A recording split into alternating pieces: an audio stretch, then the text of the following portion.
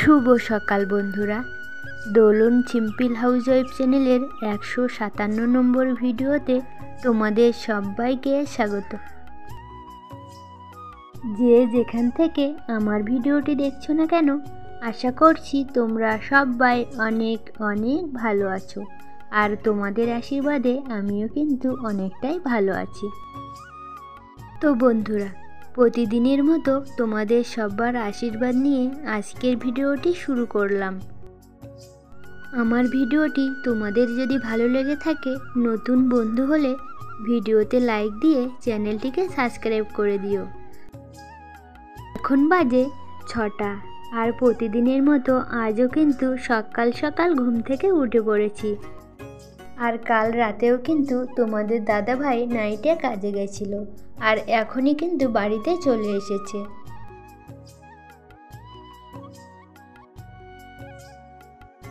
আর আমি না ঘুম থেকে উঠেই কিন্তু, এখন তো সকালে করে যায় না কাজে, রাতে বের হয়, তার জন্যই কিন্তু রাতে করে আর বাসনগুলো মেজে রাখি না।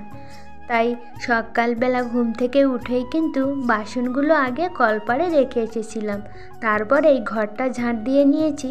আর বারান্দাটা ঝাঁট দিতে দিতেই কিন্তু তোমাদের দাদাভাই চলে এসেছে। তো বারান্দাটা ঝাঁট দিয়ে এবার না উঠোনটাকে একটু ভালো করে ঝাঁট দিয়ে নিচ্ছিলাম। আর উনুনটা কিন্তু কালকে মাটি দিয়ে ঠিক করেছিলাম, আজ না একটু সামান্য সামান্য ফেটে গেছে। আজকে ওখানে কিন্তু একটু মাটি দিয়ে নেতা দিতে হবে, না হলে না আরও বেশি করে ফেটে যেতে পারে। তো যাই হোক বন্ধুরা, আর আমার ঝাঁটাটা দেখো এখনও কিন্তু ঠিক করা হয়নি। সেই ঝাঁট দিতে গেলে কাঠিগুলো না বারবার বেরিয়ে যেতে থাকে, তো ওই বারবার ঝাঁটার কাঠিগুলো ঠিক করছিলাম আর একটু ঝাঁট দিচ্ছিলাম। আর এদিকটাতে তো একটু ঢালাই আছে, অতটাও কিন্তু অসুবিধে হয় না, কিন্তু ওই দিকটাতে না অনেকটাই কিন্তু মাটি রয়েছে, ওখানটাতে ঝাঁট দিতে গেলে ভালোই ধুলো ধুলো উঠে যায়। তো যাই হোক, ঝাঁটগুলো তো দেওয়া হয়ে গেছে, এবার না জলের ছিটে দিচ্ছিলাম। সব দিকে জলের ছিটে দিয়েছি, তারপরে ওই ঘরটাতে কিন্তু মুছে এসেছি দোরের সামনেটা। এবার এই দিকটাতে জলের ছিটে দিয়ে ঘরের দুয়ারগুলো একটু মুছে দিতে যাচ্ছিলাম। তো মোছা কিন্তু আমার প্রায় হয়ে গেছে, এবার না বাইরের দিকটা একটু মুছে নেব।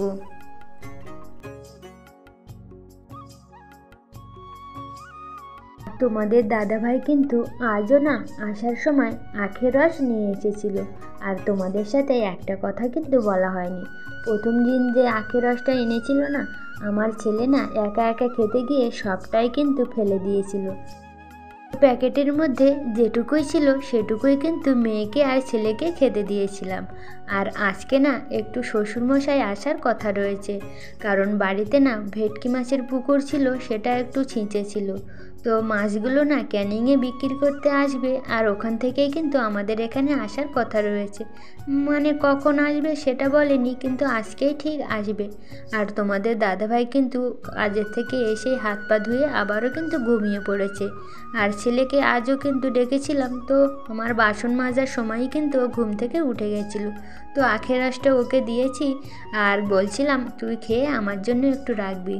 তো আমার জন্য রেখে দিয়েছে, আর মেয়ের জন্য কিন্তু প্লাস্টিকে করেই রাখা আছে। আর তোমাদের দাদাভাই যখন ট্রেন থেকে নামে, আনার সময় ও কিন্তু নিজেরটাই খেয়ে আসে আর আমাদের জন্য নিয়ে আসে। তো যাই হোক, ভাতটা বসিয়েছিলাম, তো ভাতটা কিন্তু ফুটে গেছে। আর তারপরে না একটা বড় দেখে বেগুন ছিল, বেগুনটা একটু পোড়াতে দিয়েছিলাম। আর তোমাদের সঙ্গে কিন্তু বলা হয়নি বন্ধুরা, এটা আমার বুধবারের ভিডিও। আর বেগুনটা পোড়ানোর পরে কিন্তু আমি সয়াবিন দিয়ে রান্না করব বলে সয়াবিনগুলো একটু ভাবিয়ে নিয়েছিলাম। আর ওদিকে কিন্তু গাজর আলু এগুলোই কেটে নিয়েছি, সয়াবিন দিয়ে রান্না করব। আর যে বেগুনটা পুড়িয়েছি ওটাই দিয়ে কিন্তু সকালে হয়ে যাবে। আর জানো তো বন্ধুরা, আজকে হয়তো তোমাদের দাদাভাই মাছ কিনে নিয়ে আসতো, কিন্তু বাড়ি থেকে শ্বশুরমশাই আসার কথা আছে বলে তার জন্যই কিন্তু মাছটা আর কেনা হয়নি। কারণ কি জানো তো বন্ধুরা, বাড়িতে তো পুকুর ছেঁচা হয়েছিল, আর শ্বশুরমশাই তো ক্যানিংয়ে মাছ বিক্রি করতে আসবে, এখানে আসলেই কিন্তু মাছ অবশ্যই নিয়ে আসবে, তার জন্যই কিন্তু মাছটা আর কেনা হয়নি। তাই সয়াবিন দিয়ে রান্নাটা হচ্ছে। আর তোমাদের দাদাভাই আজ রাতেও কিন্তু নাইটে কাজে যাবে। আর দেখি রাতের বেলা শ্বশুরমশাই মাছ নিয়ে আসলে তারপরেই কিন্তু সন্ধ্যের আগে রান্নাটা আবারও করে নিতে হবে। আর এই যে রান্নাটা হচ্ছে, এটা কিন্তু সকালে আর দুপুরে খাওয়া হয়ে যাবে। তো তোমাদের সাথে কথা বলতে বলতে আমার কিন্তু রান্নাটা প্রায় কমপ্লিট হয়ে গেছে। আর এখনও কিন্তু ঘরে বিছানাটা তোলা হয়নি। কেন জানো তো, ওই যে বলেছিলাম প্রতিদিনের মতো তোমাদের দাদাভাই কাজের থেকে এসেই কিন্তু বাসি বিছানাতেই আবারও ঘুমিয়ে পড়ে। তো যখন ওঠে তখন কিন্তু প্রায় 9টা বেজে যায়। তারপর খাওয়া দাওয়া করে নিয়েই কিন্তু বিছানাটা তোলা হয়। তো এদিকে রান্নাটাও হয়ে গেছে বলে রান্নাঘরটা ভালো করে প্রতিদিনের মতো একটু পরিষ্কার করে নিচ্ছি। আর ওদিকটাতে বেগুন পুড়িয়েছিলাম, তার জন্যই কিন্তু ভালো নোংরা হয়ে গেছিলো। তো ওটা ধোয়ার জন্য নিয়ে গেছি, আর এদিকটা পরিষ্কার ছিল বলে নেতা দিয়ে ভালো করে মুছে নিয়েছি।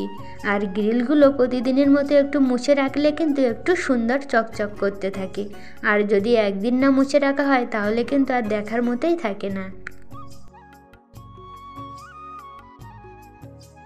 এখন বাজে 9:30, আর আমাদের সববার কিন্তু খাওয়া দাওয়া কমপ্লিট হয়ে গেছে। শুধু তোমাদের দাদাভাইয়েরই যা খাওয়া হয়নি, কারণ তোমাদের দাদাভাই কিন্তু একটু আগেই ঘুম থেকে উঠেই এখন ব্রাশ করছে। আর খাওয়া দাওয়া করে নিয়ে এবার চলে আসলাম ঘরে যে জামা কাপড়গুলো ছিল সেগুলোই একটু মেলে দেওয়ার জন্য।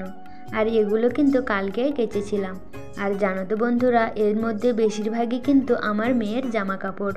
আমার মেয়ে না সকাল থেকে যতক্ষণ না বাইরে থাকে ততক্ষণই কিন্তু নোংরা ধুলো নিয়ে ছাড়া খেলতেই জানে না। আর এদিকে দেখেছো বন্ধুরা, যে গোলাপ গাছটা লাগিয়েছিলাম ফুলটা কিন্তু বেশ বড় সাইজের হয়েছে। আর এদিকে যে গাছটা লাগিয়েছিলাম এর ফুলটা কিন্তু অনেক ছোট ছোট, আর এতে না অনেকগুলোই কিন্তু কুড়ি ছিল। আর যে ফুলটা ফোটা অবস্থায় ছিল সেটা কিন্তু পাপড়ি ঝরে পড়ে গেছে।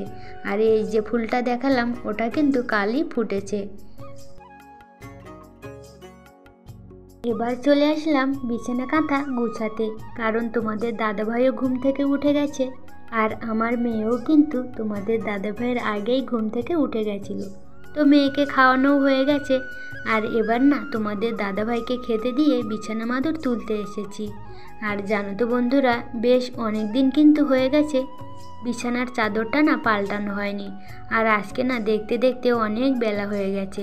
ভাবছিলাম আজকে একটু তুলে ধুয়ে দেব, কিন্তু আজকে ধুয়ে দিলে না আর শুকনো হবে না। তাছাড়া উনুনটা ঠিক করতে হবে, অনেক কাজই কিন্তু পড়ে রয়েছে। তার জন্যই ভাবছি আজকে পাতা আছে যখন থাক, কালকে যদি সময় পাই তাহলে ধুয়ে দেব। আর না হলে কালকে বিছানার চাদরটা না পাল্টে দেব, পরশুদিন যদি সময় পাই তাহলে ধুয়ে নেব। তাছাড়া কাল না তোমাদের দাদাভাইয়ের কাছ থেকে আসলেই কিন্তু অনেক জামা কাপড় কাচতে হবে। এবার চলে আসলাম উনুনটা ঠিক করতে। আর জানো তো বন্ধুরা, উনুনটা কিন্তু অনেক বছর হয়ে গেছিলো, অনেক বছর বলতে প্রায় 2 বছর হয়ে গেছিলো। আর সেদিন না তোমাদের দাদাভাই সাইকেল রাখতে গিয়ে কিন্তু উনুনটা পুরো ভেঙে গেছিলো। তাই কালকেই কিন্তু মাটি দিয়ে সম্পূর্ণ উনুনটাই ভেঙে নিয়ে তারপরে মাটি দিয়ে ঠিক করেছি। আর আজকে কিন্তু একটু একটু করে ফাটল ধরেছিল, সেইগুলোতেই আবারও একটু মাটি লাগিয়ে উনুনটা ঠিক করে নিচ্ছি।